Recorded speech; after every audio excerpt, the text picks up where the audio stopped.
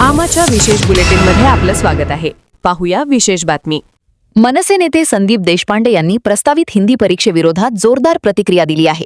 अशा प्रकारच्या परीक्षेची कोणतीही गरज नसल्याचे त्यांनी स्पष्टपणे सांगितले. तसेच सरकारचा हा निर्णय मनसेकडून तीव्र विरोध करून हाणून पाडला जाईल असा इशाराही त्यांनी दिला. राज्य शासनाने राजपत्रित आणि अराजपत्रित म्हणजे गॅझेटेड आणि नॉन गॅझेटेड अधिकाऱ्यांसाठी हिंदी भाषेची परीक्षा ठेवली आहे 28 जून रोजी आणि त्याचे आवेदनपत्र 20 मे पर्यंत भरायचे. एका ठिकाणी आपण सगळ्यांना सांगतोय की मराठी भाषा बोलली पाहिजे, मराठी भाषा शिकली पाहिजे, मराठी भाषा आली पाहिजे. अगदी रिक्षा ड्रायव्हर असतील किंवा टॅक्सी ड्रायव्हर असतील यांनी मराठी भाषा बोलली पाहिजे. त्या परीक्षेला विरोध करणारे लोक आता हिंदी भाषेची परीक्षा राजपत्रित आणि अराजपत्रित अधिकाऱ्यांसाठी कशाला ठेवतायत हा महत्त्वाचा प्रश्न. यांनी काय साध्य होणार आहे? मुळात महाराष्ट्राची राजभाषा ही मराठीच आहे. इथे हिंदी भाषा अधिकाऱ्यांना येण्याची गरज नाही.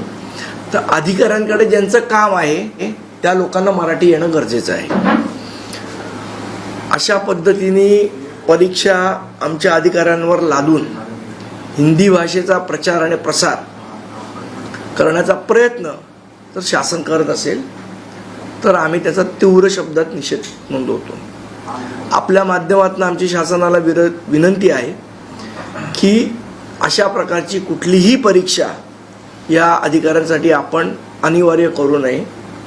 आणि जर केली, जबरदस्ती जर केली तर 28 जूनला परीक्षा केंद्राच्या बाहेर जो काय तमाशा होईल त्याची संपूर्णतः जबाबदारी ही राज्य शासनाची असेल. याला जोडून एक प्रश्न आहे. राज्य सरकारचा सगळा कारभार हा तसा म्हटलं तर मराठीत चालतो. तसं म्हटलं तर नाही, मराठीतच चालला पाहिजे. हिंदीचा संबंध काय, म्हणजे गरजच काय? एक्झॅक्टली आम्हालाही तेच म्हणायचं आहे की हिंदी भाषेचं काय उत्तर प्रदेशला पाठवणार आहेत का अधिकाऱ्यांना, का बिहारला पाठवणार आहेत? गरजच काय हिंदी भाषेची आणि ती शिकण्याची. इथे जे महाराष्ट्रात लोक राहतात त्यांनी मराठी शिकावं आणि अधिकाऱ्यांची मराठीत बोलावं. अधिकाऱ्यांनी हिंदी भाषा शिकून त्यांच्याशी हिंदी भाषेत बोलावं अशी काय अपेक्षा नाही आहे त्यांच्याकडनं.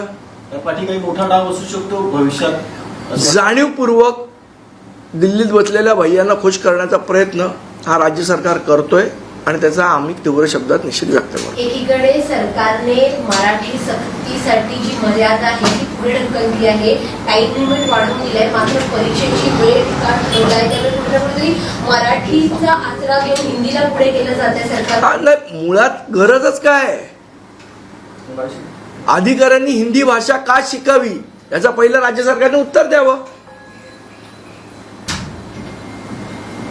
त्यांनी मराठी त्यांना येणं अपेक्षित आहे निश्चितपणे, पण हिंदी भाषा येणं अपेक्षित नाही.